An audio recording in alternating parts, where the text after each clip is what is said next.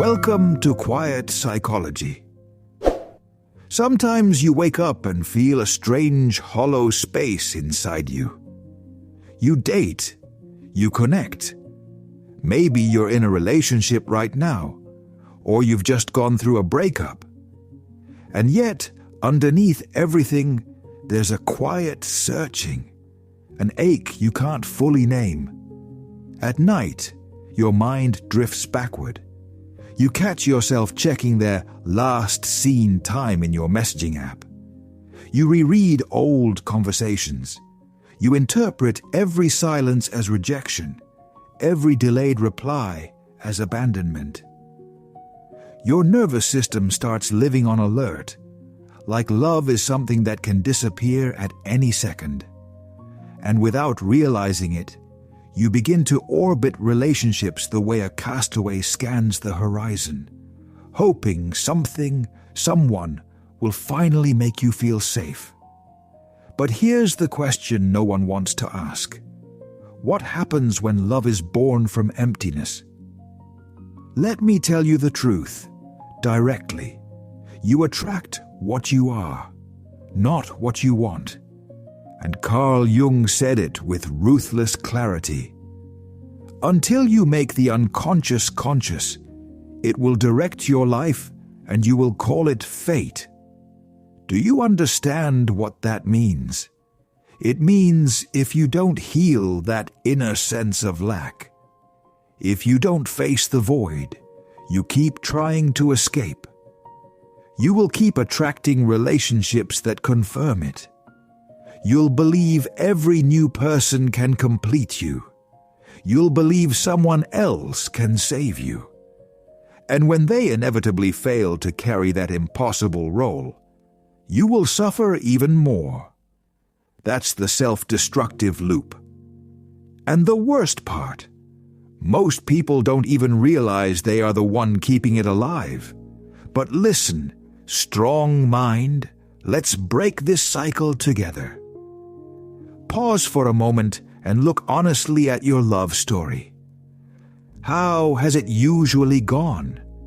Were you searching for someone who would complete you, or someone you could share wholeness with? Those are not the same thing. One makes you needy, the other makes you free. Because the moment you expect someone to complete you, you hand them the keys to your emotional life. If they stay, you're okay. If they pull away, you collapse. That isn't love. That is dependence.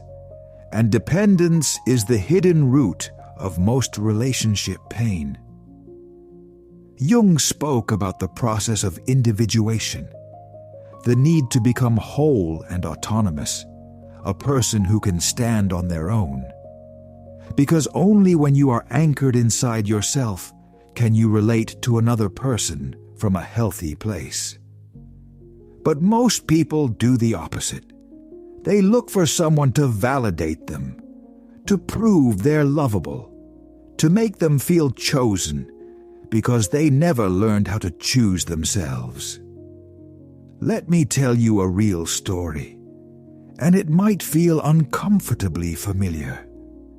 There was a woman who kept falling for emotionally unavailable men, over and over again. She always ended up hurt. She always felt she had to do more to be loved, be more impressive, more patient, more understanding, more forgiving. She didn't understand why she was drawn to the same type of partner. Until one day, in the middle of an emotional breakdown, she asked herself a brutally honest question. Why do I keep repeating this? And in that moment, she saw it. She didn't believe she was worthy of real love. So she tried to prove her value through sacrifice, through effort, through earning. She accepted crumbs because deep down she believed crumbs were all she deserved. Here's the truth. If you carry an unhealed abandonment wound, you will attract people who reopen it.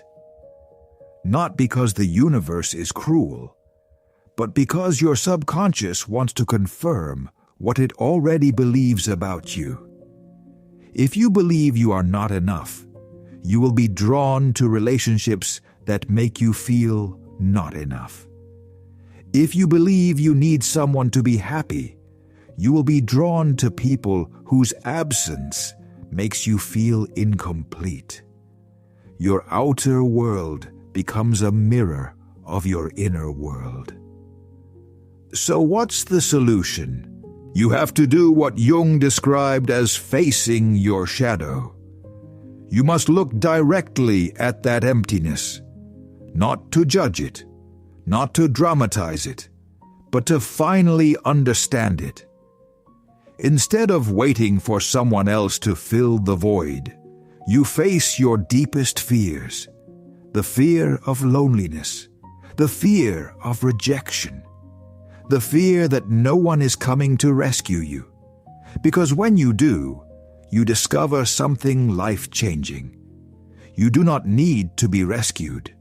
You are your own rescuer. And when love comes from fullness, the entire dynamic changes. You stop choosing from desperation. You stop choosing from fear. You start choosing from freedom. You're no longer searching for someone to complete you. You're searching for someone who can walk beside you, because your life is already yours. And when you reach that state, the kind of people you attract changes too. You stop getting trapped in unbalanced relationships. You stop chasing the unreachable. You stop begging for proof, because you no longer need external validation to survive. And that's the moment real love can finally enter, because it's built on choice, not need. Two whole people deciding to walk together, not because they must, but because they genuinely choose each other. Now, this is where many people get stuck. They say they want a healthy relationship, but they continue moving from lack. They keep searching outside for what can only be built inside. And here's the second key point. Even if you logically understand that neediness destroys love, something stronger may still keep you attached to that dynamic. It's the energy of desperation, the hidden anxiety that sabotages your love life without you even noticing. And in the next part, I'm going to explain exactly why the energy of neediness becomes your biggest enemy and how it pushes away the very thing you want most. Why does desperate energy repel love? I'll answer that in a second, but I know you're a strong mind. So I'm going to ask you to support Quiet Psychology right now. Like the video and subscribe. It helps us keep creating content that makes strong minds even stronger. Did you like it? Did you subscribe? Good. Now let's keep going. When you live in a state of lack, your energy becomes a magnet for relationships that reflect that lack. This isn't mystical, it's psychological. Jung taught that what we repress, we project. So if your inner world is filled with emptiness, you unconsciously seek people who confirm it. Think about someone who never feels enough. Even as a child, they learned they had to do something extraordinary to be loved. Get perfect grades, be agreeable, be easy, be useful, be the one who never asks for too much. They grew up with the belief that love is not given for simply existing, that love must be earned. So when they enter a relationship, they try to earn love by doing the impossible. They adapt to the other person's needs. They ignore their own. They swallow discomfort. They accept crumbs. All so they won't be left. That is the shadow at work. Those rejected, denied, or unseen parts of yourself running the show. And the desperate need for love often comes from an unintegrated shadow, because deep down, what you chase in others is what you have never given yourself. How can you attract healthy love when your inner world is filled with anxiety, fear, and urgency? You can't. Neediness repels. It's like a cup with cracks in it. No matter how much you pour in, it never fills. That's the paradox of attraction. The people who are most desired are rarely the ones begging for love. They're the ones who are at peace with themselves. And here's the biggest paradox of all. Love doesn't arrive when you need it. Love arrives when you no longer need it. Because that's when you stop vibrating from lack and start attracting from fullness. Think about what happens when you approach someone with desperation, fear of abandonment, and the urgency to be saved. You suffocate them. You pressure them. You make love feel like a job. And if they stay, it's often not because it's true love. It's because of pity, guilt, or their own unmet needs. That creates a bond based on dependence, not love. And that bond becomes a trap. Need has a scent. It's not only in your words. It shows up in your tone, your pauses, your "Are you okay?" texts, your panic when they take too long to reply, impatience when there's no instant response, anxiety when they don't match your enthusiasm, the feeling that you will fall apart without them. And that does one thing, consistently. It pushes away what you want. Here's a clear example. Imagine someone who just got out of a relationship. The fear of being alone is so intense that they immediately start looking for someone else to fill the gap. They message multiple people. They scroll social media, searching for attention. They latch onto the smallest sign of interest. They tell themselves they're looking for love. But in reality, they're running from themselves. And what do they find? Not love. A mirror. They attract people who are also searching for something to fill them. People who can't truly fill anyone because they haven't faced their own emptiness either. At first, it looks good. Excitement, constant texting, a feeling of being wanted again.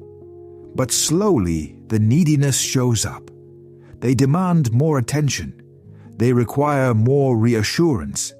They interpret every silence as rejection. And sooner or later, the other person pulls away. Because carrying that weight is too much. And the cycle begins again. So the real question is, how do you break the cycle? Leaving the state of neediness isn't easy, because your mind has been programmed for years to believe you are not enough without someone else. But that belief is an illusion. And the only way to break it is to face your emptiness directly. Spend time with yourself without distractions. Stop using relationships as an escape. Ask yourself with ruthless honesty, what am I running from when I chase love in other people? What part of me am I refusing to see? It's uncomfortable. It's hard. But it's the only way you begin attracting something real. Because if you don't heal, you will keep repeating the same pattern with different faces. And deep down, you already know that. This is where Jung's core idea returns: individuation. Individuation is the process of integrating all parts of yourself, even the parts you rejected. It is accepting that you don't need anyone to complete you, because you are already whole. When you reach that point, The love you attract changes fundamentally. You attract from abundance, not lack. You stop searching for someone to complete you.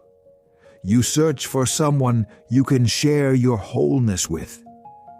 And here's the trap that keeps millions stuck.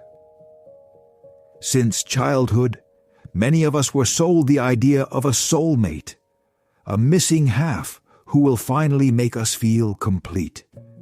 It sounds romantic, but it's deadly, because it quietly teaches you that you are incomplete. And when you believe you are incomplete, you will cling to any relationship that gives you temporary relief, even if it costs you your dignity.